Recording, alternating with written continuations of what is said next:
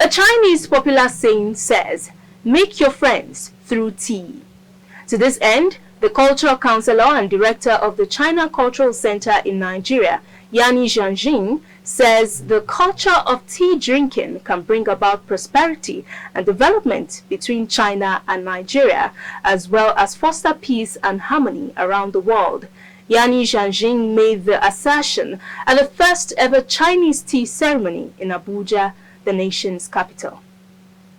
With a tea history of about 4,000 years, China is widely known as the hometown of tea. The tea ceremony is a tradition that symbolizes respect, harmony, and hospitality. It has evolved over time, taking on different styles and forms depending on the region and purpose. The Chinese tea ceremony is about tea drinking, nurturing body and soul, purifying the mind, as well as learning Chinese culture and manners. History was made as the first ever Chinese tea ceremony in Nigeria was held on Tuesday in Abuja. The event brought together diplomats, senators, and high-end businessmen for a unique cultural experience. In his opening remarks, the culture counselor and director of the China Cultural Center in Abuja, Yang Zhangjing, said Chinese culture of tea ceremony in Nigeria will no doubt promote mutual relationships. I hope that China Culture Center in Nigeria can become a center of friendship between China and Nigeria. There is a saying in Chinese culture that making friends through tea.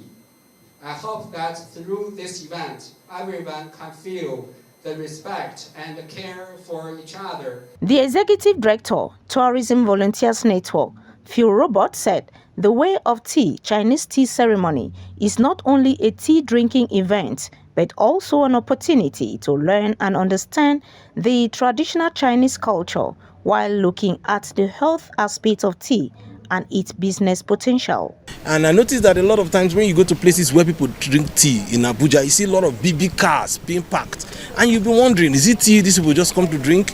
So if they can gather and pack such cars to drink tea, then that means there is real business that we can do. And looking at the health benefits in tea, when I went to China and I learned more about tea, and I found out that some of this tea was even used during the time of COVID. In time of COVID, a lot of people used white tea to see how they can cure themselves. There are some herbal teas that can cure cancer and a couple of all these ailments. Even in Nigeria, to break it down, agbo, people take agbo when there's malaria and all that. So we'll try to see how we can make this more prominent and help people to understand more about what we're doing with tea and the tea culture. And also to help people know that this thing you are always drinking can also be a major source of income.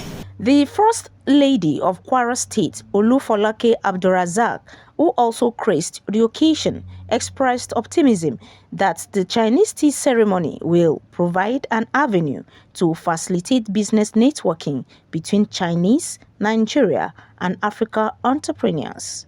Today's event also stands to further bolster the Nigeria-China relationship, particularly in the areas of tourism and cultural exchange.